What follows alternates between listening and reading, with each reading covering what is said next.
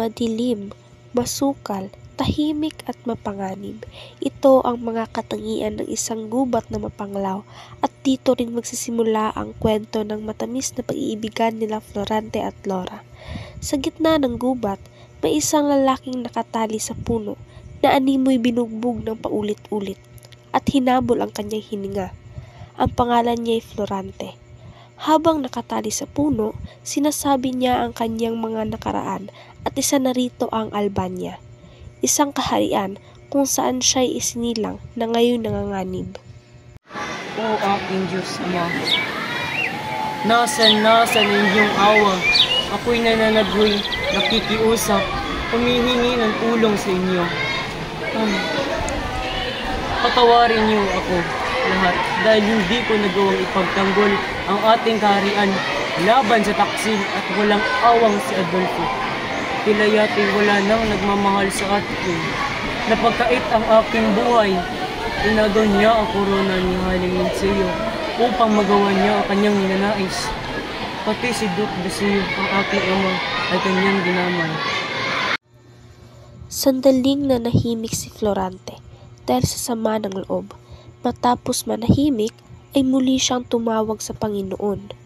Aking Diyos, Ama, tila yata'y di mo nadinig ang aking mga panalangin sa iyo. Hindi ko tuloy maaliw sa aking isipan na ayaw niyo na akong tulungan. Kung gayon, paano na ako? Sino ang aking malalapitan at makakapitan kung ang Diyos mismo ang ayaw na akong tulungan? Paalam na Albania, aking sinilangan. Patawarin mo lang ako dahil hindi kita maipagtanggol. Paalam na bayan ko. Paalam na rin sa iyo, Adolfo ang malupit. Lauran Taksil, paalam na sa inyo. Habang nagdudusa si Florante sa gubat, isang gererong morong nagngangalang Aladin ang dumating sa gubat na pagod at naghahanap ng pagpapahingahan. Florida. O tadhana, kay lupit mo, kinuha mo ang minamahal ko.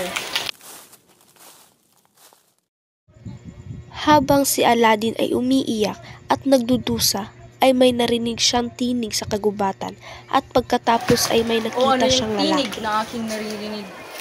Tinig ng isang naghihinagpis na tao. Sino kaya siya? Pagkatapos na marinig ni Aladin si Florante, ay nagmuni siyang isang malaking problema. Kaawang tao, ang lahat ng kanyang tuway natapos nang siya'y pinahirapan at pinagpaksilan. Nagmamadali na si Aladin nang mapansing humina ang boses na kanyang narinig. Kundi hindi ko na makakaabot ang tao. Habang tumatakbo, ay hinahawi niya ang mga sagabal sa pamamagitan ng kanyang kalis. Nang makita niya ang nakagapos, ay napansin niyang may nakapalibot ditong 2 leon. Siya ay naghanda at nilusob ang mga leon. Pagkatapos niyang mapatay ang 2 leon, ay pinakawalan niya si Florante. Parang nakita ko na ang ito.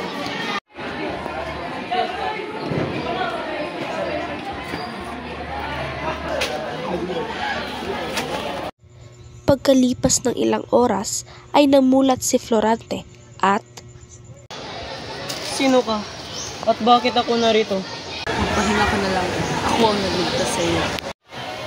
Hindi mo ba napansin na tayo'y magkaaway? Dahil, pero ika'y nangangailangan ng tulong. Siguro nga ay patay na ako kung hindi ka dumating. Ngunit ang pagkamatay ang siyang tunay kong kaligayahan. Hangal! Hindi mo ba alam na dinadagdagan mo lang ang iyong mga pasakit? Hindi nagpansinan ang dalawa, ngunit isinama ni Aladin si Florante sa kanyang paghihingahan at doon sila nagpalipas ng gabi. Maraming salamat sa lahat ng tulong mo, kaibigan. Inaliw ni Aladin si Florante, ngunit napansin nitong malungkot pa rin siya. Ang iyong problema. Maaari ko bang malaman? Sige, sisimulan ko ang aking kwento nung ako'y pinanganak. Ang dalawa ay naupo upang magkwentuhan. Florante, tulong! Bakit? Anong problema? Bakit kailangan pa niyang umalis? Dahil mas maganda ang pagtuturo roon. Kung hindi siya mag-aaral, ano ang kanyang magiging kinabukasan? Sino ang mag-aaruga sa kanya roon? Aalagaan siya ng kanyang mga buro't kaibigan doon. Sa pagdating ni Florante sa Atenas, Florante, maligayang pagdating. Ako nga pala si Antinor at ako ang magiging guro mo dito sa Antinas. Salamat po. Oh, ba't tila kay lungkot mo? Ayaw ko po kasing umalis sa Albania. Hayaan mo, lilipas din yan. sa isang buwang pagtigil ni Florante sa Atenas ay kapansin-pansin na palagi siyang tulala at di makakain. Isang araw, habang naglalakad si Florante ay nakasabay niya si Adolfo, ang kanyang kababayan. Napansin niya ang pinong pagkilos nito, makaraan pa ang 6 na taong pag-aaral. Pati kita, Florante, may talino kang filosofiya, astrolohiya at matematika. Salamat po. Magkakaroon ng pagsasadyunan ng trahedya ng 2 apo. Si Florante ang nanguna bilang Politenes at si Adolfo naman ang bilang Eteocles. Nang magsimula na ang dula-dulaan, nanlisik ang mata ni Adolfo kay Florante.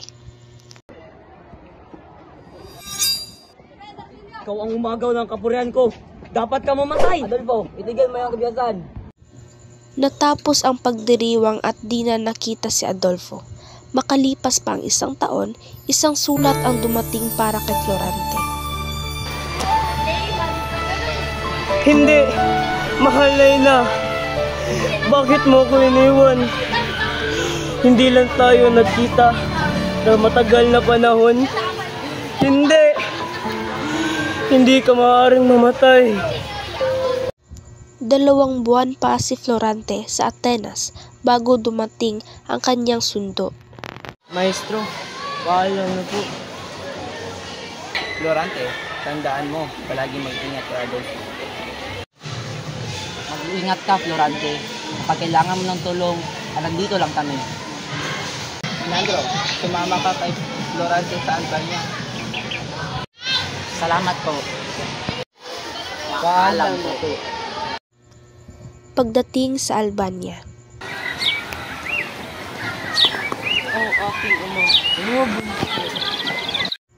biglang may dumating na isang mensahero. Humihingi ng tulong ang tutulong sa inyo. Kailangan niyo po masakot ninyo kayo sa mali. Kasilayan ni Florante si Laura sa hardin ng palasyo. Mahal na hari, ang aking anak si Florante. Aginata sa aking panaginip, siya ang papalit sa aking trono. Samantalang pumunuan mo ang iyong tukbong patungo sa Crotona. Tulungan mo ang iyong ninuno doon sa kamit ng karangalan. Nabalitaan ko kay Antenor na pamalas ka ng iyong kausayan sa Atenas. Walang pagdududa ng iyong naman ang kalangayan ng iyong drama. Maraming salamat po sa pagpuli. Ginawa ko lang po ang nararapat. Kasilayan ni Florante si Laura sa hardin ng palasyo. Maaari ko bang malaman ang pangalan ng magandang binibining iyon? Siya nga pala ang aking anak na si Laura. Maiwan muna kita at mag-uusap lang kami ng iyong ama.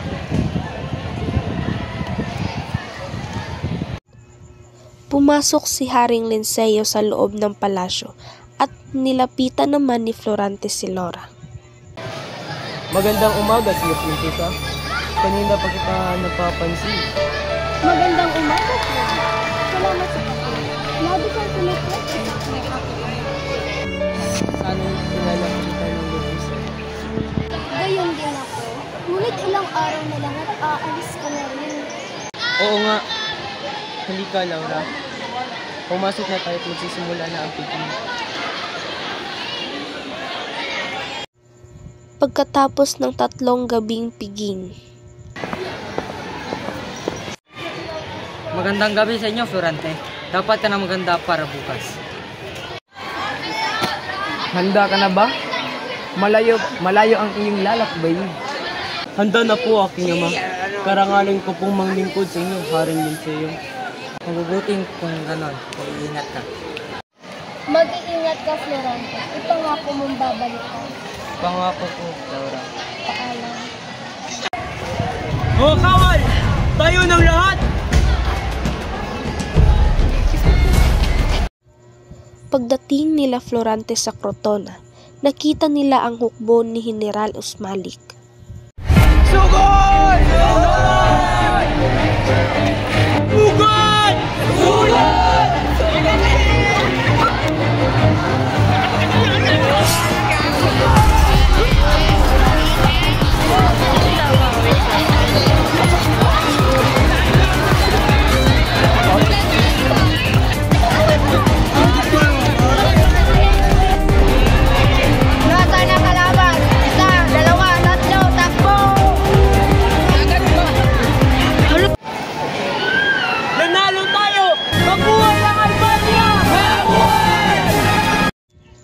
Sa pagbalik nila sa Albania ay may nakasalubong silang mga dibinyagan na may dalang isang babae. Binibin, mawalang galang na pero ngayon lang kita nakita rito. Maaari ko bang malaman ang iyong pangalan? Ako ito, Florante. Laura? Bakit ka nandito? Gusto ko lamang malaman ang iyong kalagayan. Salamat sa pag-aabala. Kumusta ka na? Sana'y mabuti ka. Mabuti naman ako, Florante. Pero kailangan ko ng tulong. May bayang malapit dito na pinagtataguan ng morong dumakit sa aking ama. Iligtas mo siya. Paano kung may masamang mayroon sa kanya? Paano kung... Ako nang bahala. Iniligtas ko yung ama sa abot ng aking kakayahan. Makalipas ang ilang linggo. Sumama ka sa akin kung ayaw mo masaktan! Dinala ni Florante sa palasyo at nakita si Adolfo. Kamusta na, Florante? Matagal na tayong hindi nagkikita. Kwentuhan mo naman ako. Walang hiya ka! Anong ginawa mo kay Laura? Huminahon ka. Maayos naman ang kalagayan niya. Ngunit, ikinalulungkot ko. Magpaalam na iyong amang si Doc Giselle. Papatayin kita! Papatayin kita! Mga kawan, alisin ninyo ang tao ito sa harap ko! At doon nagwakas ang pagsasalaysay ng buhay ni Florante. At ganoon nga ang nangyari. Hayaan mo ako naman magsalaysay ng aking buhay.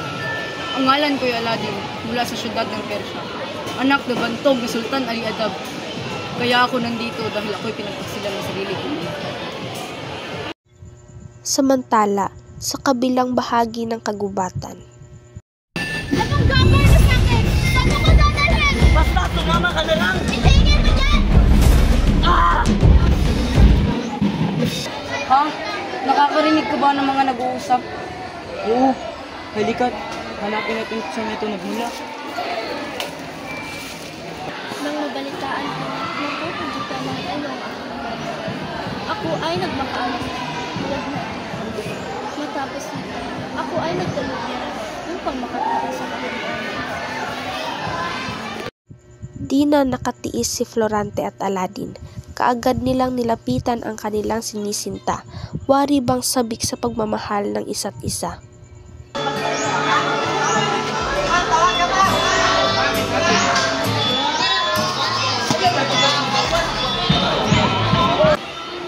Paano ka napadpa dito, Laura? Hayaan mo ikwento ko ang nangyari sa bingit na kalitan. Nung ikay mawala, naging magulo ang bayan. Madalas ng pagkakaanak mo ni Adolfo. Higit pa dito, pinaslang niya ang aking ama, Hari, at maging ang iyong ama na si John Puseo. Ako'y nahabag kay Laura nang makita ko nilalapastanan siya ni Adolfo. Kaya kinuha ko ang busong at palas at pinana ko sa dibdib ang walang tawang hangal. Sadyang kay lupit ng tadhana natin. Ngunit ngayon ay masaya na tayo at nagkakasama. Habang sila ay nag-uusap, ay dumating si Menandro at ang kanyang mga sundalo. Dapat ay hahanapin nila si Adolfo upang singilin ang kanyang mga kasalanan nang makita nilang maayos na ang lahat sa Albania. Masaya ang mga tao na nakita silang maayos na nakabalik. Kaagad namang dinaos ang kasal ni na Florante at Laura at maging ni na Aladdin at Florida matapos silang kapwa magbinyag. Florante, ako muna yung panandali ang papaalam sa iyo. May Nagbalita kasi sa akin na sumunod daw ang aking ama. Kailangan ko siyang puntahan. Sa kabila ng mga kasalanan niya sa akin, siya ay mananatiling ama ko pa rin. Ako ang papalit sa pwesto niya, kaya matatagalan bago tayo magkitang muli. Ipinapangako namin na kami ay babalik dito upang kamustahin kayo ng kasama. Paalam, kaibigan. Dahil sa pagkamatay ni Haring Linceo at Tuki Briseyo, ay pinalitan sila ni Florante. Sa kanyang paghahari, nanumbalik ang dating katangian ng kaharian, na mauli ang kapayapaan, umunlad muli at bumalik rin sa dati ang mga tao. Mabuhay ang Albania! Mabuhay! Mabuhay ang Persya! Mabuhay!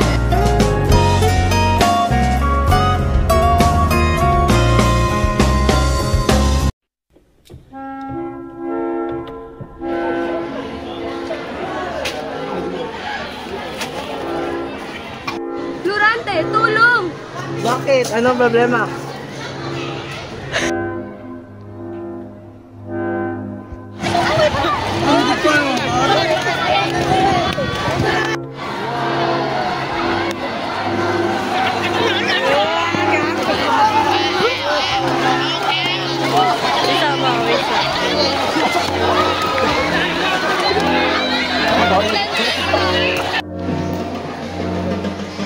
Walang hiya ka!